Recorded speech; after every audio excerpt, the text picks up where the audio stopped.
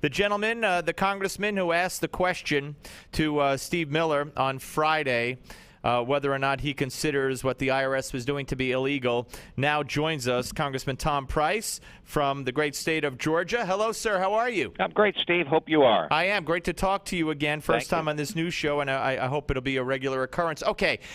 You asked him a question. His answer was bad enough that he doesn't think that the targeting of individuals or groups is illegal. But then, I mean, I sat there with my jaw dropped for the whole weekend, the whole Sunday, as Dan Pfeiffer, senior White House advisor, went on all the Sunday shows, and you heard him there. He was asked. He said the law is irrelevant. Now, he went on to talk about Benghazi and other things, too, which we'll let you comment on. But the law is irrelevant? Kind of doubled down, didn't he?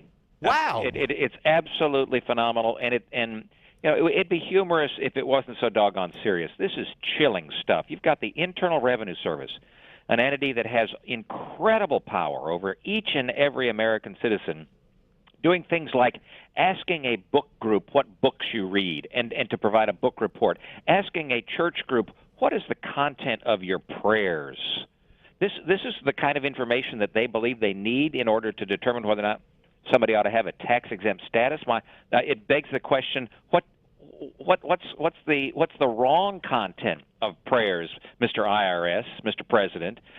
This is phenomenal stuff, and it's a huge, huge reach. I think it exposes the soft underbelly of this administration and this executive branch, and that is that they know no bounds.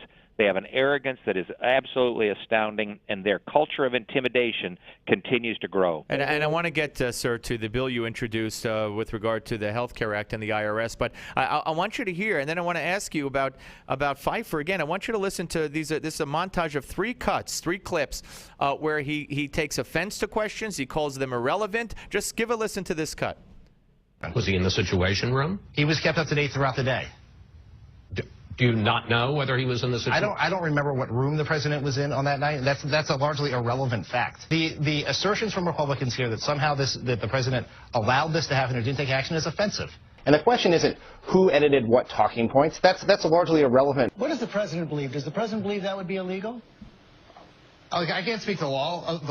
The law here, the law is irrelevant. All right, so there you go. He was talking about Benghazi. He was asked by Chris Wallace, was the president in the Situation Room that night? Where was he? He doesn't know where he was. It's irrelevant, and the question is offensive. Then we go to the talking points. Doesn't matter who edited the talking points. That's irrelevant. The law on the IRS case is irrelevant. But this isn't some joker off the street. This is the man that the White House sent out, just like they sent Susan Rice out to 5 shows. They sent him out to say just this stuff on 5 Sunday shows. What does it tell you? You better believe that they decided that this was exactly the tack that they ought to take, and that is that whatever anybody asks is irrelevant. The law is irrelevant. The requirements of the executive branch are irrelevant, and call them offensive. I'll tell you what's offensive, Mr. Pfeiffer and Mr. President, and that is an administration and executive branch that doesn't believe that there are any bounds, that they are not held by the law. That they don't have to live under the law. This again is very, very chilling stuff. We're going to get to the bottom of it, but the American people have to be outraged about this. And now is the time to stand up and say, Mr. President, you must act under the law. You are not without bounds. This is not an imperial presidency. It's time to step up and be honest with the American people and to corral your team in and give them the boundaries that are so important in a free society. Along those lines, I will get to your bill because I think it's very important. We talk about Sarah Hall Ingram here, but Congressman Chaffetz was talking the I word. Several Republican strategists have said don't say the I word until there's more to talk about if the I word ever is appropriate. Are you thinking the I word? No, not at all. Okay. Look, this is an administration that has to be held to account. There's no doubt about it. But the president has to be honest with the American people.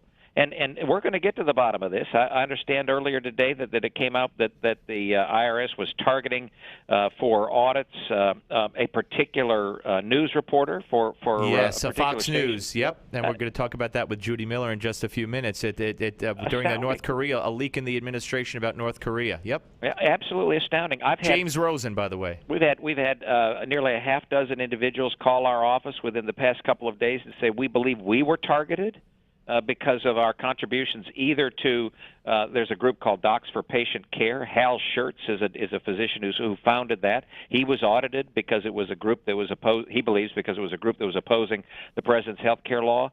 This is chilling stuff, and the American people ought not stand for it. And you need to. Now's the time to stand up. Remember, the price of freedom is eternal vigilance, and now is the time to be vigilant. And that's from Congressman Tom Price, so he knows all about the price. We're talking to Congressman Tom Price. All right, Sarah Hall Ingram, the woman who was in charge when all this started of targeting conservative groups and targeting groups, and now she gets a promotion. She gets bonuses. She gets a promotion. She's now organizing, as we speak, the group of the IRS that will take over and run Obamacare. And you proposed a law that would prohibit that. The arrogance of this administration currently knows no bounds, and it's time to corral them in. And as people will recall, the Internal Revenue Service is the enforcement arm of the administration for the president's health care law.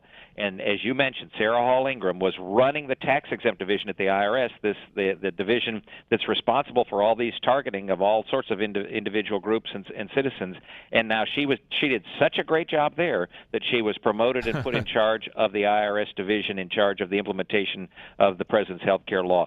She's got to step back. It's imperative that she steps back. She needs to come before our committee and testify about what she knew and when she knew it. And then we need to get somebody responsible and honest and forthright and sincere that's going to work on behalf of the president in this area, not somebody who's been an employee of the IRS and the political side of the IRS. We also have a word today that the White House counsel learned of the preliminary results of the probe into the IRS in late April. A senior White House official confirmed that earlier last week that the Treasury Department staffers knew about this last June. Is it conceivable to you, possible to you, that the president found out about the investigation in the news a couple of Fridays ago? Oh, I think that begs credulity. I think that's what the work of our committee and the work of Darrell Iss's committee on oversight is going to get to the bottom of. But look, this is a president who clearly is aloof, but he sets the tone and the tenor. And it's the tone and the tenor of his administration that has at least freed up individuals to believe that it would be appropriate to go after the president's political adversaries. And this is something that ought not happen in the United States of America. This isn't the way we run things here, and we've got to hold them to account. All right. What's the prospects of your bill passing in the House? Well, we got 40-plus co-sponsors just in one day. This is H.R. 2009. I encourage folks to call their representatives and ask them to get on as co-sponsor. The bill simply says that the IRS can't be involved in the implementation of the health care law. That would be wonderful. Congressman, thank you, sir, so much. Take care. Thanks so much, Steve. You too. Take care. Congressman Tom Price, ladies and gentlemen.